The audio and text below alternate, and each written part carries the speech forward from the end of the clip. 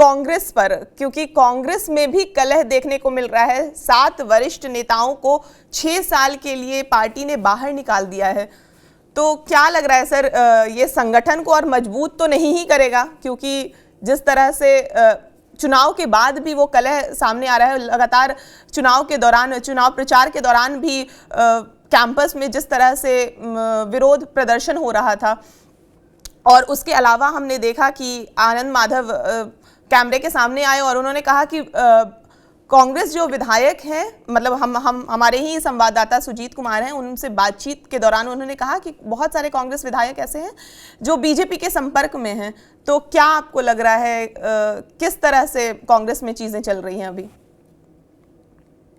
नहीं, आनंद माधव काफी नाराज हैं क्योंकि वो स्पोक्स पर्सन भी कांग्रेस के हैं और इस बार भी टिकट बंटवारे को लेकर के वो धरना वगैरह पर भी सदाकत आश्रम में बैठे थे।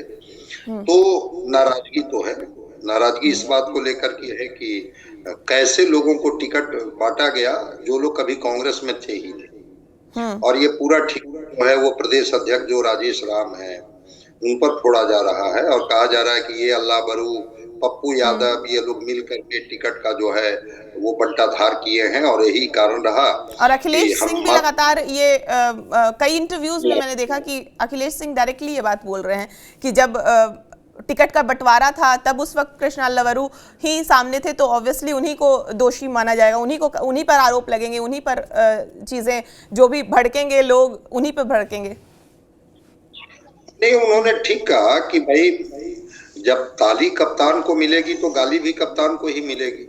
अल्लाह बरू जी अगर प्रभारी थे और अल्लाह बरू जी के समय टिकट का बंटवारा हुआ और मात्र 6 सीटें ही जीत पाई कांग्रेस, तो आप कैसे कह सकते हैं? क्योंकि अखिलेश सिंह भी पूर्व अध्यक्ष थे, हटा दिया गया उनको। इसलिए हटा दिया गया कि ये बताया गया कि लालू प्रसाद जी से उनके बड़े अच्छे संबंध है, मधुर संबंध है।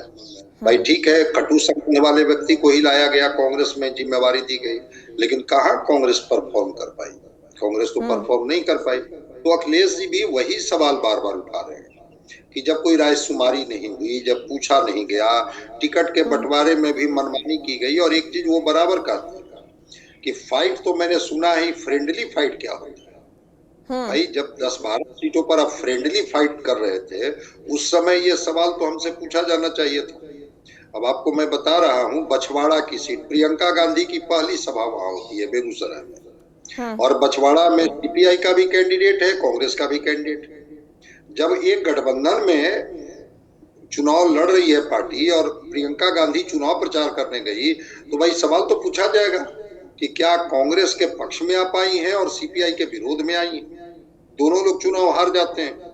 तो 11-12 सीटों पर इन लोगों का फ्रेंडली फाइट चल रहा था, मतलब तब तक ये तय नहीं कर पाए थे। दूसरी चीज, जो टिकट बांटे गए, वैसे लोग जो 2 दिन पहले कांग्रेस में ज्वाइन भी किए कि नहीं किए, उनको टिकट थमा दिया गया। वर्षों से जो संघर्ष करता हुआ कार्यकर्ता, उसके हिस्से में कुछ नहीं, कोई टिकट नहीं, कोई बात नहीं। तो ये जो है वो, हालांकि कांग्रेस की हालत बहुत अच्छी नहीं है, 2 प्रदेश अध्यक्ष रहने के बाद पहले भी आज तक प्रदेश कांग्रेस कमेटी नहीं बन पाई। ऐसा संगठन जो राष्ट्रीय फलक पर जो पार्टी हो, प्रदेश में उसकी कोई कमेटी ना हो, अध्यक्ष होने के बाद भी, ये तो अपने आप में आश्चर्य लगता है।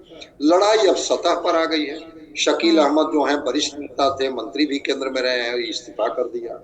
तारिक अनवर भी अपने तरीके से सवाल उठा रहे हैं। जिन लोगों पर शोकॉज नोटिस भेजा गया है उन पर भी सवाल हैं। उस दिन भी आपने तस्वीर देखी होगी कि राजेश राम जब आए सदाकत आश्रम में तो पप्पू यादव को बुला लिए, और कैसे पप्पू यादव सदाकत आश्रम में वो जो तस्वीरें थी वो सामने आ गई कि कैसे वो ये कर रहे थे।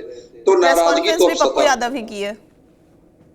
हाँ, अब सोचिए, वो निर्दलीय है, संवैधानिक तौर पर वो कांग्रेस के सदस्य नहीं है, लेकिन वो प्रेस कॉन्फ्रेंस पप्पू यादव कर रहे हैं, प्रेस को ब्रीफ वो कर रहे हैं। तो कैसी पार्टी है जहां पर सब कुछ अपने अपने तरीके से है? अब वो लड़ाई सतह पर आ गई है। और अगर 6 लोग अगर संपर्क में है बीजेपी के, या बीजेपी उनसे संपर्क बनाए हुए है, तो कौन ऐसी चीज आश्चर्यजनक चीज हो जाएगी भाई? जब पार्टी में सांगठनिक ढांचा ही आपस में एक दूसरे के ऊपर आरोप प्रत्यारोप में लगा हुआ है, फिर बाकी लोगों पर हम लोग क्या बात कर सकते हैं? तो एक सवाल तो है। देखते हैं कि कांग्रेस अपने अंदरूनी कलह से कैसे निपटती है और कैसे उसका कोई निराकरण ढूंढ पाती है।